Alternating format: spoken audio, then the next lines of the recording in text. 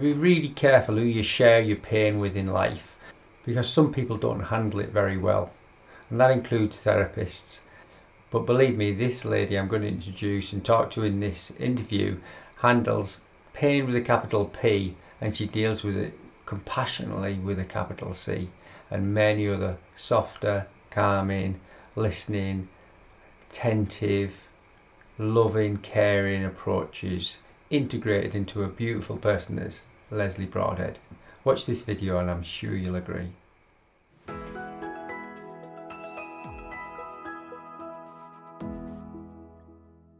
Lesley, thanks very much for joining me. You're somebody that I would describe as inspirational to me. You might not see that for yourself, but you were definitely the first person who ever suggested to me there were other causes for pain other than the structure where someone feels it.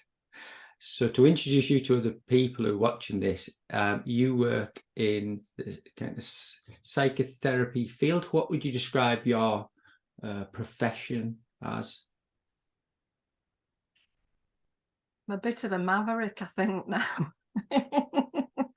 I try not to fit into a box, Drew, and I think, wisdom and experience have given me, I suppose, permission to say that, because I was always looking to see where I fitted, and now I'm not bothered.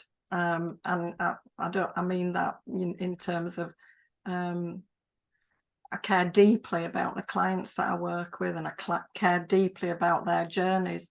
But I don't stick to a format. I would say I'm a psychotherapist. I am an emotional health therapist. I think the labels can confine us sometimes. So, as I say, but I work by talking and listening. Yeah, but more the listening. Yeah, and just to give people clarification where that our relationship started, I'm a physiotherapist, and Lesley, you seen as a talking therapist. So we worked in the same building, and I had a patient, you might not remember this, as a patient that had a shoulder pain or problem, and we happened to be talking about that, and you said to me, what else is going on in his life? So what do you mean he's got a bad shoulder? I was like, what are you talking about? He's got a bad shoulder, it hurts when he moves his shoulder. She said, oh, sometimes that can relate to other things in his life that he's struggling with, a stubbornness with the situation he's pushing through. And I started to be curious about it. I saw this gentleman again, and I don't know how quickly it was, but the situation with his wife that had been a problem, he started to mention to me, it was resolved. They either split up or sorted the differences out or whatever, and his pain stopped. Now, for me, it was quicker than the pathology could have resolved. Yes. Structurally. Yeah, so that's a bit of a and I came back to you and went, Lesley, his brain's got better. And you shrugged your shoulders to it. Really? Now, it's still a few more years before I maybe transition to what I'm doing now, but it's a journey, isn't it? And it doesn't mean that there's not a physical dominance and a physical approach to treating some aspects of people's pain, but to negate the emotional side is really missing a trick. And it may be better to start looking at the emotional factors and psychological factors behind the physical elements, to maybe get a better entry point. Oh, they're both relevant, aren't they? Absolutely. How can we separate the mind body system into little areas? I always think, with the greatest respect, that the medical model needs to start thinking in a more joined up way. How we go to an ENT department, or everything's broken down into departments, and I find that really puzzles me now, because I think we are a being, we're a system. Yes. And we tweak one part of the system and the other part moves. So, it's that holistic thinking, isn't it? Yeah, absolutely. How can we take the emotions out anyway? I mean, just how can we? Yeah, but do you know how easy it is to be fooled, though? Even intellectually understanding this, you understand it intellectually. I'm starting to understand it more intellectually. However, it doesn't mean that we can't get fooled by our own bodies. Yes, absolutely. Now I can give you some examples of that, because I have a husband who, when I first met him, he was a skeptic of anything really that, that I would discuss. It was very much in the medical model, absolutely, and it was all mechanical. I mean, he's an engineer, so everything would be mechanical. And over the years, he's had a pain or a this or a that, and I've done my head on one side and said, oh, right, so you had a little bit of a altercation with, a family member the other day, and then this has happened or that's happened. But with pain, and he's a runner as well, so any sort of pain, he's sort of, no, this is a pain. Yes, darling, it's a pain. But I've always got to say, you better go see Drew, because he wants that physical, element, the structure. He wants the structural element of him to be looked at first, and then he'll allow the emotional side to come, to be explored. But he needs that reassurance that, as you said, that he's okay in that mechanical way. Yeah. That's the dominant paradigm of our culture, though, isn't it? Absolutely. I mean, we're so conditioned into it, and we can walk into it blindly. We don't question. It's not taking responsibility sometimes for our own well-being, is it? That we just do things almost automatically, and we don't question what's happening. I mean, I don't know what the situation is now, but certainly I don't think medical doctors that are trained in trauma and its impact on the body, I don't think they do any specific training there. So that's a real that's a gap, isn't it? Because trauma's so, it's a chasm. Yeah. Even and it isn't criticism of doctors per se. Physios and nurses, and the medical model really has quite short periods of training on pain. It could be a couple of weeks, really, a little module.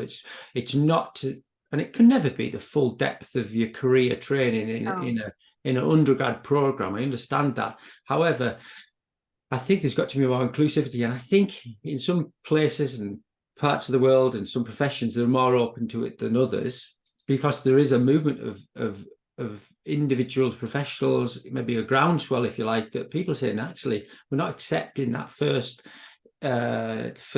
thought or diagnosis that this is the structure through which you feel it. And we have to explore sinister pathology and exclude that. But for chronic conditions, more than 3 to 6 months of a persistent feeling, a persistent reaction of the body, or a pain, there's something else going on, isn't there? Absolutely.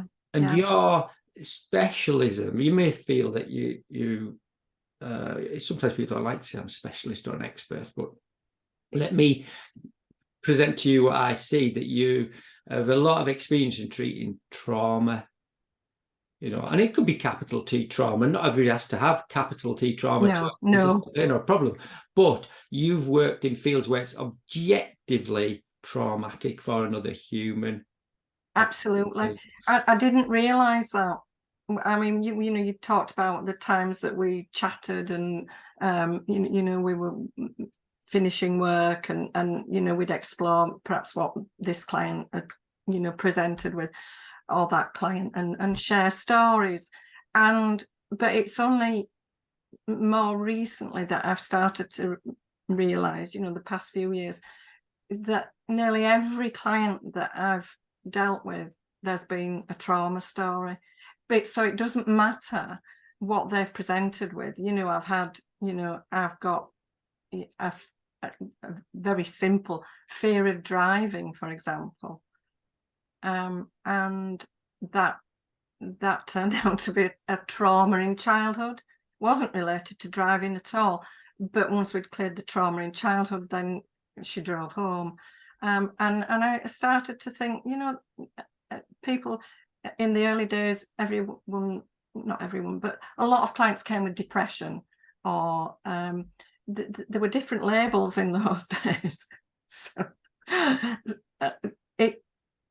and nowadays it's changed to anxiety and stress, but they're just different labels. That's all. And their experience, their lived experience there's been a trauma there. You know, as you say, sometimes it's, you know, a big, what we would consider a big trauma, and that's not just being in a war, you know, because a lot of people think that it might be, you know, trauma related to bombs and things, but, or as you say, little t, or lots of little t's, you know, because I think that's what I see. People that have had childhoods where they've been, you wouldn't class it as traumatic. People looking at it wouldn't say, oh, well, that, but it's that just chipping away at their self-esteem. Maybe something's happening in the family, you know, the financial problems, maybe divorce, or, you know, all this a child perceives as their fault. And when they think they're responsible, they've caused this, and something in them isn't good enough. And it's that not good enough that stays with them throughout their lives. So, yeah, my experience now, after so many years, a long time, I've been working with people for over 30 years now. There's something there, you know, and that makes it, I suppose, for me, I know where I need to go to find the answers. Yeah, and I suppose that might surprise a lot of patients, does it? Yeah. Some people are searching, so they know that something happened, something big happened to them, so they may have made that connection, but most people know they don't, and they're very surprised, you know, because they, you know, through a journey of discovery, you know, as I said, you know, I do have techniques, and but a lot of it is just simply an exploration.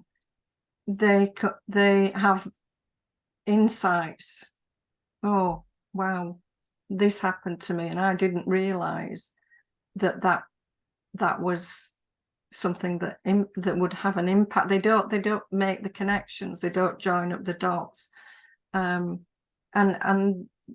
yeah, it's quite profound when people make something conscious that was previously unconscious, because that's really what we're doing. We're bringing something out and exploring it and healing it. You think that awareness, as soon as you make that unconscious pathway conscious, neurologically there's a connection. Do you think that connection is the first step in the recovery then, that awareness? And do you think that can be it sometimes? I know there's techniques that come thereafter, and sometimes they're like just a ceremony, aren't they? Yes. Absolutely. Once it's, you can see it, you can see the physiology, you can see them changing, that's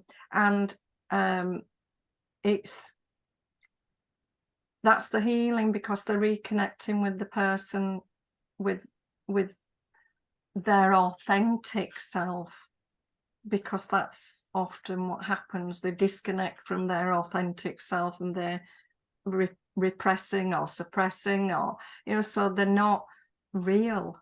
And that behavior they use to manifest that disconnect is normally the toxic behavior that creates the problem, isn't it? Yes. Yeah, absolutely. So trauma, someone has a traumatic experience, trauma happens inside It's what happens inside, and that's physical and emotional. So that's the trauma. You've had a traumatic experience, the trauma's inside. So yeah. And then there's a disconnection from the emotions, a disconnection from the body. And does the body almost get stuck in time? Yes. And that's why when someone's triggered in the here and now, I mean, I love thinking about what people are saying, you know, language and how they say it, you know, that to me, I'm always listening. But you can, when someone's triggered in the here and now, and they may be 50, they may be 60, 40, wherever, but they go back to the time of the trauma. So if the trauma was when they were 4 or 5, someone will say, stop acting like a child. Well, they are. They're acting like that child. And that's quite fascinating, their behaviours. So that they may be angry. So there'll be an angry outburst. And they, you know, they say and do things that are very childlike. And then, which of course causes issues with their relationships. But yeah, they get stuck. There's a part of them that's stuck in time. You know, I see it almost, a part of them splits off. Yeah. And it's reintegrating, and the reconnection with that part is the healing. Yeah. Well, before we pressed record, we had a little conversation about my daughter leaving home. And a few months' time, she bought a house and she's leaving the family home. The first child, someone else, Ben's left, but Chloe's going to go shortly. And I said, how do you feel about that? And I laughed. I said, oh, well, hopefully she goes a bit soon as she can. Now, that's obviously a coping strategy with the pain of losing connection with the father-daughter relationship. She's going to live in Norton. I'll be able to see her every day if I want to. But it's the sense of loss, isn't it? Yeah. It's painful. It's quickly covered up with the joke. Of course, yeah. Quickly covered up with the joke. Drew, oh, he's always funny, or he's this, that, and the other, makes a joke of it, which is socially acceptable and actually praised. But actually what you're doing is presenting a shield for the pain of losing that connection. Absolutely. And you know, as I said, it's a bigger issue than most people would think. You know, you're losing your role. You're the most important man in a life up until this new relationship, and so there's so many things that you have to emotionally resolve. That you have to sort of work through it. Now, if you're working through that blindly, and indeed if you don't even know, then you know there may be some people that will experience pain. Yeah. It's allowing yourself to feel vulnerable, isn't it? Yeah. The vulnerability of being a human. It's natural if you're lucky enough to have children, and there's inevitable that they're going to leave you. And so you have to almost allow the ebb and flow of the human experience without resisting it, really, don't you? Yeah. As you said, the resistance can cause emotional and physical pain, can't it? But that awareness is, once you can start making these connections, you can start to deal with things well, more effortlessly. There's an ease. You know, you can accept things, but it's having that, once again, making it conscious. You know, you may or may not have been conscious that that leaving is a loss, and it will be felt differently by both you and your wife, and it also activates other losses. You know, so the feeling, you may be thinking, oh, well, this is a really strong feeling, and that's because there's something else there. Yeah. Could you talk about the roles that we play? So you mentioned the father role, but you'll have roles in your life, and everybody watching will have roles. There might be a parent, there might be a child, there might be a sister, there might be an auntie, there might be a worker, a physio, a therapist, a mechanic. and that sense of loss, as they might have an image of themselves as a healthy person or an unhealthy person. It can be polarized, can't it? Yes. How do those roles play out in people's pain? Well, I think we're all different. There's hundreds of Drews and hundreds of Leslies, because we're all perceived differently, aren't we? You know, as you say, you this role, that role, the other role, and I think it's, yeah, sometimes we're perceived as the one with the answers, or we're the one that holds the family together. I'm not, you know, I'm not quite sure that that's where you were going with that question, but I think sometimes roles, we assume them because of various factors in the family, don't we? You know, I'll speak personally. I have children with grandchildren, and my role, because I'm a therapist, appears to be, you know, I'm constantly giving advice, you know, and sometimes that you know, I don't want to. I think I just, you know, this is I want to just almost drop that role and take on another, and in the past, you know, that can be, it can become that can become stressful, can't it? We're perceived in a certain way, and we want to uphold, especially if it's a position of you know, authority, or we've got some status, or, you know, then to not, you know, to not have that, you know. So we want people to see us as that, not the other side that can sometimes be weak or less than, or not as strong.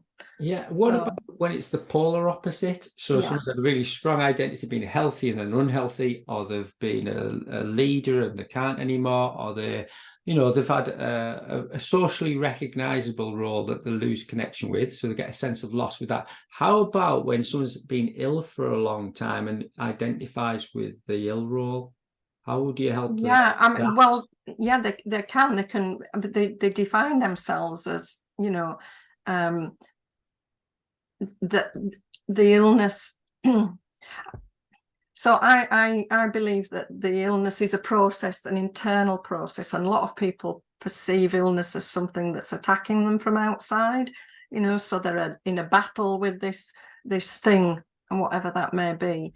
But as I said, there's a process going on inside, and so some people identify that once they become ill, they identify with that illness very, very strongly, and they are the illness almost. It's really, there's a lot of excuse me, complications in there, and often there's needs being met. You know, they may have been very, very strong, but the illness comes along and it's almost like a message. I believe the illness is a message. It's a message from the unconscious part of our mind, and it's telling us something, and we need to listen. So yeah, so you've got a very strong person doing all this activity in the community, and then they're suddenly ill. You know, the message may be slow down, you know, and of course illness does slow us down, doesn't it? You know, we have to take a rest, we have to do some of the things that the illness is telling us to do. But then of course some people start to identify with the illness, they get a lot of attention, it gives them what they've not had before, nurturing, they're seen, they become visible, and then so there are a lot of secondary gains from that, you know. And they don't actually, a lot of this is unconscious, they don't want to give up that identity. I worked with a man years ago, and before I knew some of this, but he had cancer, and unfortunately eventually he died. But I remember one day saying something to him, and he says, but who would I be? Who would I go back to being without this cancer? This is who I am. you know, it was one of those moments where you thought, well, yeah, if he got well now, what would he do? His identity, everything had been caught up in this cancer for so long that he didn't know who he was anymore, and he never recovered from. Yeah, it's the familiar hell, isn't it? Yeah, Familiar yeah. hell better than unfamiliar heaven. And of course, nowadays, you know, sometimes there's financial benefits to staying as we are. You know, there's a question that I sometimes ask, which is, what's good about staying as you are? Because sometimes, even though it appears to be a terrible illness or painful, there is something good about it that people can't let go. And if, as you say, the illness, the pain, the problem is a message for the person to attend to themselves, that's the primary message. Or the primary gain from that event is for them to attend to themselves. But if other people take the role of attending to them, they're not doing it, are they? then it becomes, the gain is fed by other people, and the person doesn't have to take responsibility. And that's a very fine line with blame, isn't it? Yeah. Blame shouldn't really play a part because it's an unconscious process, isn't it? Yeah, and once again, you're giving away your power, aren't you? If it's, you know, it's like, and a lot of people do. I think we give away our power to the medical model. This illness is something that's come externally. You know, I mean, it's great. You take it away, so there's no personal accountability. And I'm not saying that, you know, that you have caused your problem. I think that, you know, as we've said, life and its traumas and things that happen, these are unconscious. But I do think that we have to take some personal accountability for our healing. Yeah. I love the word in Gabor Mate's book, or lots of videos he does.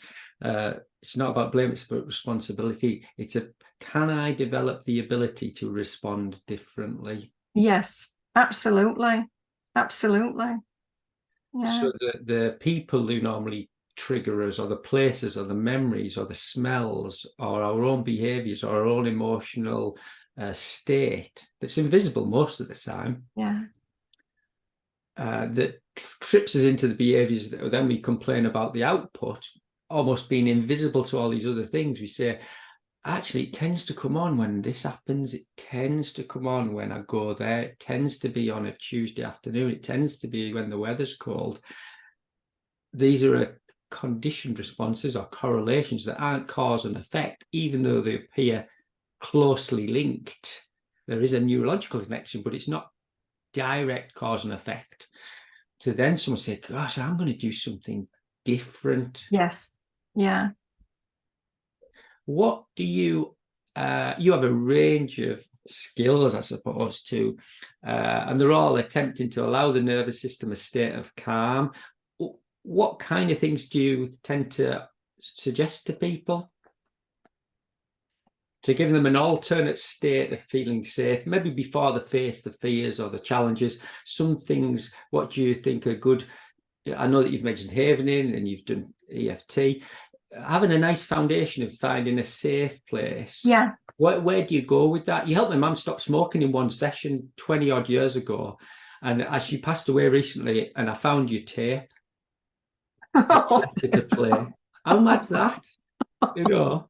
She never had to really play it again, actually. She never really had to play it again. No, it's almost like that's a bit of a safety net. So just for the viewers or anyone watching, what are nice places to explore, whether they get training off you or someone like you, or where they could maybe start considering as ways to make the nervous system feel safe? Yeah, I mean, that word is so important, safe, because that plays such a big role in the work that I do. So yes, I do have a toolbox of techniques, you know, and over time I've gone on courses and learnt this and learnt that, you know, and forgotten this and forgotten that, you know, because that's how it works. Sometimes some things stick with you. But I now at this point believe that it's not really the techniques. It's finding someone that can listen and understand, and it's almost like the therapeutic relationship provides the safe place. And yes, you know, I do use Havening, and I use EFT, and that it brings down, you know, the sensations of overload, stress, overwhelm, you know, and then we can talk. But what I'm realizing more and more is that if people have, some people that may come as clients, they've never had another adult that's really listened to them, really validated them and heard their story. So that can, you know, that therapeutic relationship becomes a safe place. That's somewhere where they know they can turn. And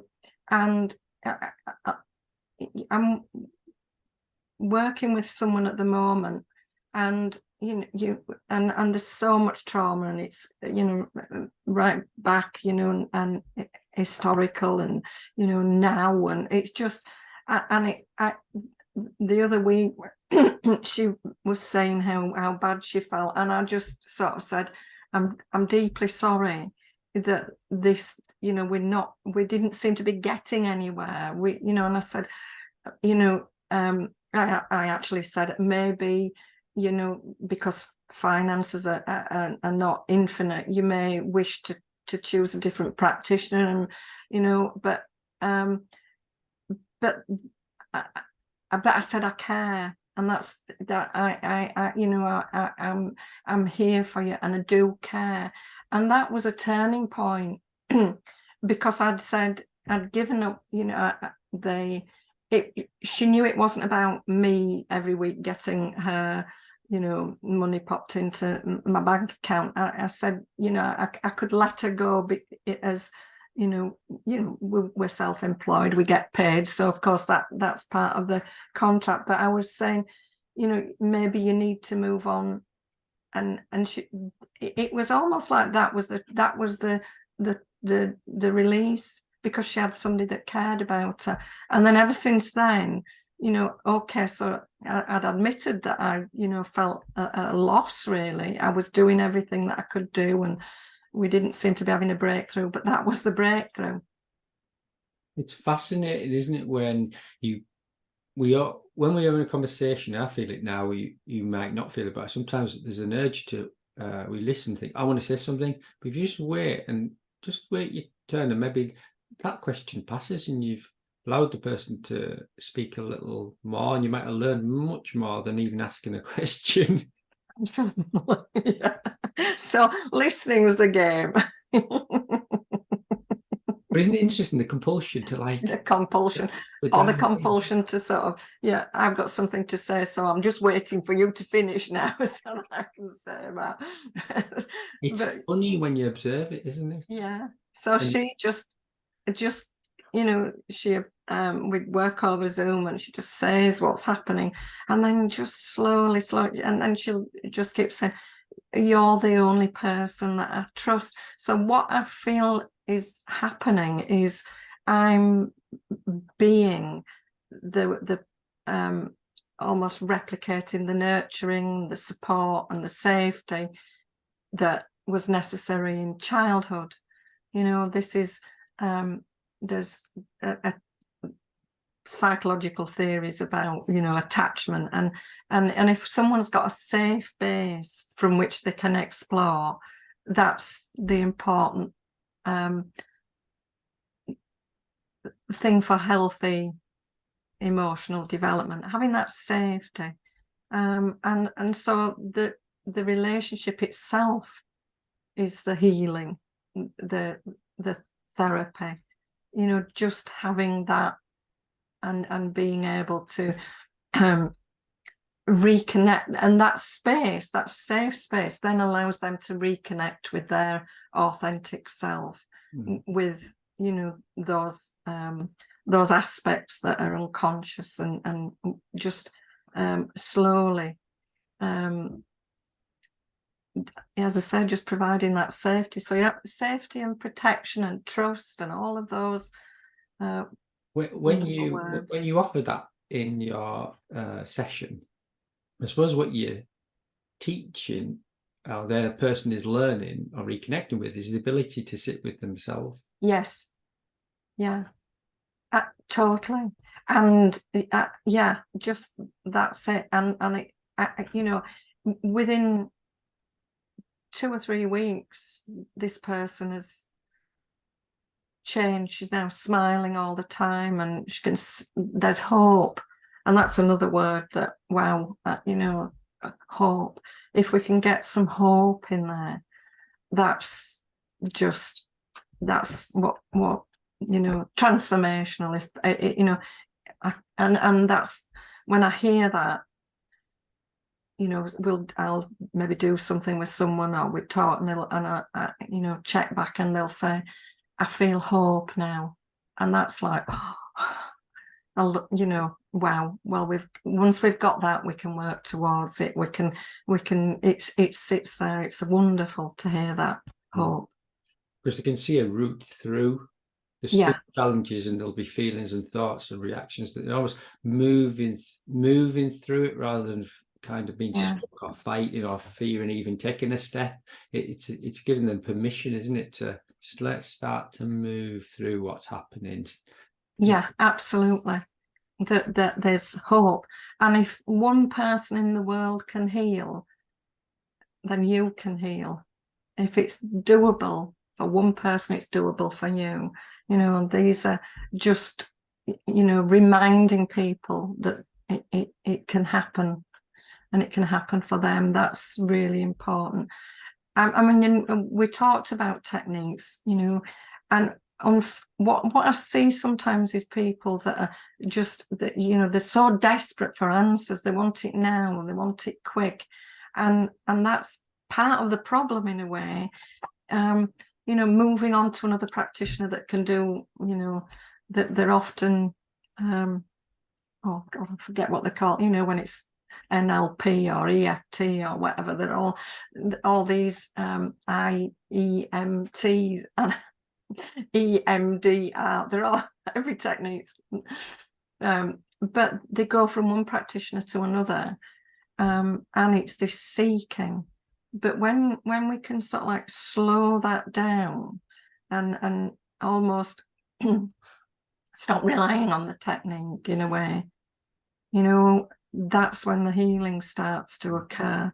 Just that searching, there's a frenetic behavior, and that's replicating the trauma almost. Yeah, so that's doing, not being, isn't it? Yeah, doing, not being. I have an analogy I say to patients, and say, what, because I might give them physical exercises or breathing exercise. I'll maybe do an explanation, but I like movement and breathing. That's the point.